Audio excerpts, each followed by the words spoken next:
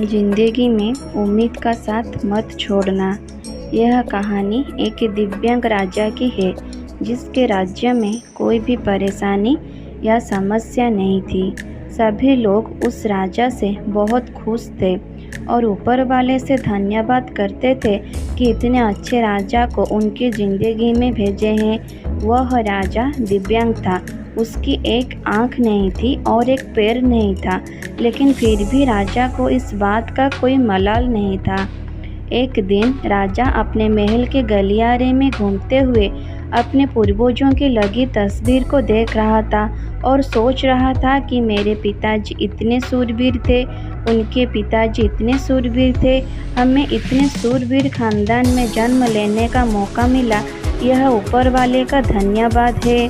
राजा ने सभी चित्र को देखते हुए आखिरी चित्र तक पहुंचा और फिर उस खाली जगह को देखा तो वह चिंता में पड़ गया, क्योंकि उसे मालूम था कि अब यहाँ जो तस्वीर लगेगी वो उसी की लगेगी।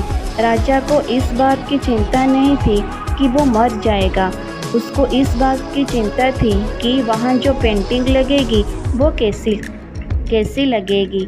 राजा का एक आँख और एक पैर ना होने की वजह से वह चिंता में पड़ गया और सोचने लगा, इस गलियारे में इतने शानदार पेंटिंग लगी है, लेकिन मेरी एक आँख और एक पैर ना होने की वजह से मेरी ही तस्वीर सबसे खराब लगेगी और सबसे भद्दी दिखेगी।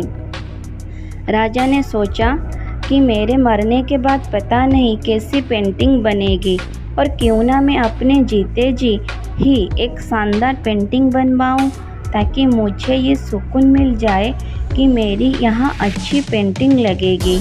अब उस राज्य में ऐलान करवा दिया गया और सभी पेंटर्स को बुलाया गया और कहा गया कि जो भी पेंटर राजा का शानदार पेंटिंग बनाएगा उसे शानदार इनाम मिलेगा। अब सभी पेंटर राज्य में आए और उन पेंटर को पता था कि अगर शानदार पेंटिंग बनेगी तो शानदार इनाम तो मिलेगा, लेकिन जिस राजा का एक आँख नहीं है, एक पैर नहीं है, उसका शानदार पेंटिंग कैसे बनेगा। पेंटर सोच रहे थे कि इनाम का तो पता नहीं, लेकिन अगर शानदार पेंटिंग नहीं बनी और राजा गुस्सा हो गया तो सज़ा मिलेगी, इसीलिए बड़े बड़े चित्रकार भी नहीं आए। तभी उसमें से एक लड़का बोला, राजा साहब, मैं आपकी पेंटिंग बनाना चाहता हूँ, मुझे 24 घंटे का वक्त दीजिए। अब सभी बड़े बड़े पेंटर हैरान हो गए कि ये लड़का क्या पेंटिंग बनाएगा, और अगर राजा को पेंटिंग पसंद नहीं आई तो उसे सज़ा ज़रूर मिलेगी। अगले दिन वह लड़का तस्वीर बनाकर लाने वाला था और दरबार पूरी तरह से भर चुका था। लोग दूर दूर से ये देखने के लिए आए थे कि वह लड़का कैसा पेंटिंग बनाकर लाएगा। अब लड़का जब उस राजा की पेंटिंग बनाकर लाया तो लोग आश्चर्यचकित रह गए।